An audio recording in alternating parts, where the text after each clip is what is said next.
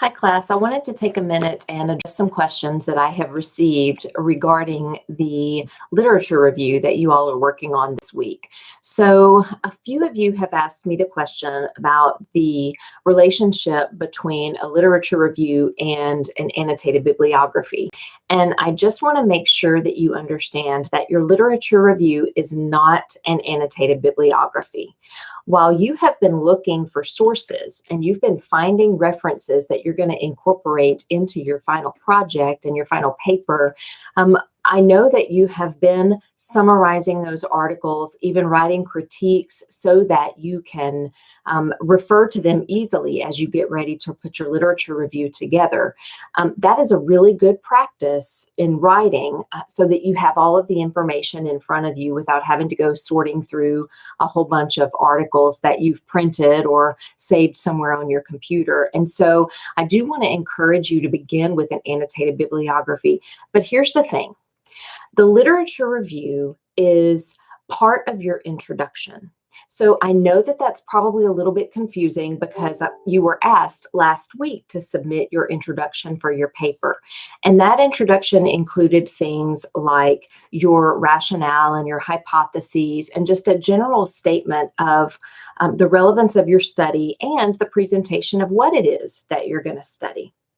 Well, the literature review really is an extension of that. In fact, you may find that after your literature review is completed, before you submit your final project, you end up going back and modifying that entire section to better reflect what it is that you want to say. But let me talk you through the literature review for a moment. First of all, remember that you are looking for information that is relevant to your topic, but does not answer your research question. Remember that if research that already exists answers your research question, then you need to start over because your question has already been taken care of in the context of the literature. But you're looking for things that are relevant, right? So, what I encourage you to do is take all of those articles that you have found and categorize them. So, maybe you're going to find articles that are relevant to a different population, for example, that has been studied in the context of your topic, but that particular population or those populations, those samples, those groups are not the one that you are studying. And so you have the opportunity then to explain this research already exists in terms of it has been studied, but it's not been studied with the group that I am interested in studying. So therefore, that's part of your rationale. So that's one way that you use the categorizations in order to incorporate your articles into the literature review. Remember that your introduction, including your literature review section, is a well thought out flow of ideas. You've got something to say.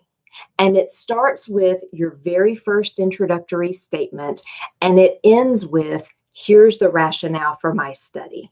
And in between, your responsibility is to flow through the ideas and show evidence that while this topic has been of interest and is relevant in previous studies, no one's done what I'm doing.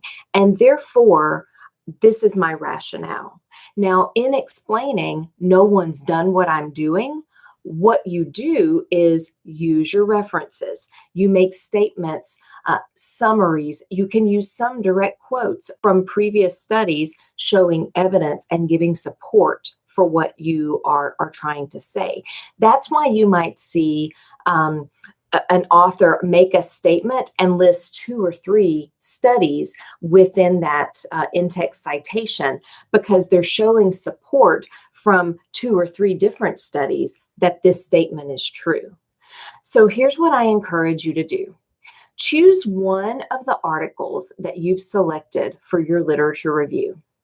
and put it in front of you and read through that first section, the introduction. Read through that section and see how it flows and how the different references are included and incorporated into the work. So again, it needs to be a steady flow. You're making a case for your argument and you're saying, this is why my research matters. Now, here's the other thing that I need to be sure that you understand. There is a section in your APA manual that speaks directly to the literature review and tells you what pieces it should incorporate, how it should be written. It is probably included in the section under introduction. So take a few minutes, go and look at these different pieces of information, the APA manual, pull an article that I've recommended, and then make sure you've got some annotated bibliography so you know how each of these articles that you have selected, how do they connect and what sets them apart. Because you're going to make a case for your research. And the way to do that is by flowing through the research that's already been done, not an exhaustive consideration, but enough to be able to make your case. And feel free to reach out with any questions.